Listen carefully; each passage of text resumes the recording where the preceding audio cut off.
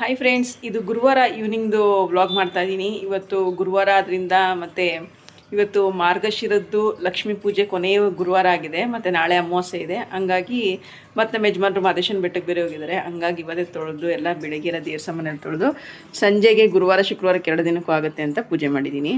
ಎಲ್ಲರೂ ಮನೇಲಿ ದೇವಸ್ಥಾನಕ್ಕೆ ಹೋಗ್ತಾರೆ ಅಂದರೆ ಎಲ್ಲನೂ ಮಾಡಬೇಕಲ್ವ. ಹಂಗಾಗಿ ನಾನು ಕೂಡ ಮಧ್ಯಾಹ್ನನೇ ಎಲ್ಲ ಮಾಡಿಟ್ಟೆ, ಸಂಜೆ ಪೂಜೆ ಮಾಡೋಣ ಅಂತ ಪೂಜೆ ಮಾಡ್ತಾಯಿದ್ದೀನಿ.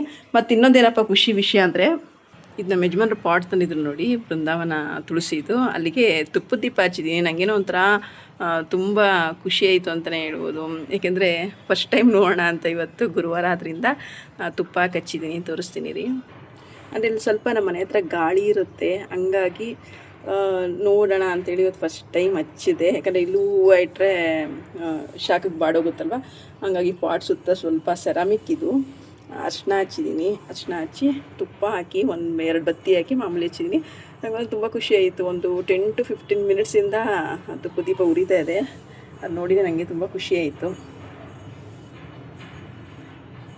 ಏಕೆಂದರೆ ಇವತ್ತು ಮಾರ್ಗಶಿರದ್ದು ಕೊನೆಯ ಗುರುವಾರ ಆದರೆ ಲಕ್ಷ್ಮೀ ಪೂಜೆ ಮಾಡಬೇಕಲ್ವ. ಹಾಗಾಗಿ ನಾನು ಸಂಜೆ ಒಳಗಡೆ ಗೋಧೂಳಿ ಲಗ್ನದಲ್ಲಿ ಮಾಡೋಣ ಅಂಥೇಳಿ ಮಾಡಿದೆ. ಪೂಜೆ ಎಲ್ಲ ಆಯಿತು ಒಟ್ಟಿಗೆ. ಏನೋ ಒಂಥರ ಖುಷಿ ಆಗುತ್ತೆ ಒಟ್ಟಿಗೆ ಮನೆಯಲ್ಲೆಲ್ಲ ಪೂಜೆ ಮಾಡಿ ಎಲ್ಲ ಆದರೆ ಒಂಥರ ಖುಷಿ ಅಂತಲೇ ಹೇಳ್ಬೋದು ಅಲ್ವಾ. ಬನ್ನಿ ಫ್ರೆಂಡ್ಸ್, ಇನ್ನೇನೋ ನನ್ನ ಮಗ ಈವ್ನಿಂಗ್ ಕ್ಲಾಸ್ ಮುಗಿಸ್ಕೊಂಡು ಬರ್ತಾನೆ. ಅವನಿಗೆ ಮೆಂತ್ಯದಿಟ್ಟು ಅಂದರೆ ತುಂಬ ಫೇವ್ರೇಟು.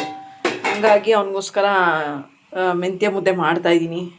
ಸ್ಕೂಲಿಂದ ಬಂದಿದ ತಕ್ಷಣ ಏನಾರು ಕೇಳ್ತಾರಲ್ವ, ಹಂಗಾಗಿ ಅವನಿಗೆ ಮೆಂತ್ಯ ಮುದ್ದೆ ಮಾಡೋಣ ಅಂತ ಮಾಡ್ತಾಯಿದ್ದೀನಿ. ಇನ್ನೂ ಕೂಡ ಬಂದಿಲ್ಲ, ವೆಯ್ಟ್ ಮಾಡ್ತಾ. ಇನ್ನೇನು ಬರ್ಬೋದು ಅನಿಸುತ್ತೆ. ಬಿಸಿ ಬಿಸಿ ಮುದ್ದೆ ತುಪ್ಪ ಹಾಕ್ಕೊಟ್ಬಿಟ್ರೆ ತಿನ್ಕೊಂತಾನೆ. ಯಾಕೆಂದರೆ ಅವನು ನಾನ್ ವೆಜ್ ಪ್ರಿಯ.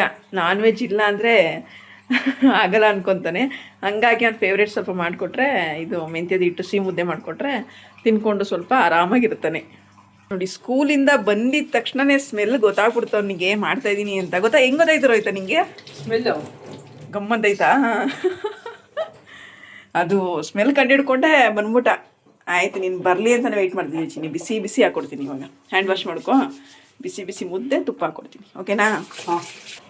ನೋಡಿ, ಈ ಥರ ಒಂದು ಸಣ್ಣ ಮುದ್ದೆ ಮಾಡಿ ಬಿಸಿ ಬಿಸಿ ಹಾಕೊಟ್ಬಿಟ್ರೆ ತುಪ್ಪ ಹಾಕಿ ತಿನ್ಕೊಂತಾನೆ. ಮಾಮೂಲಿ ಮುದ್ದೆ ತಿನ್ನು ಅಂದರೆ ಬರೇ ಸುಳ್ಳು.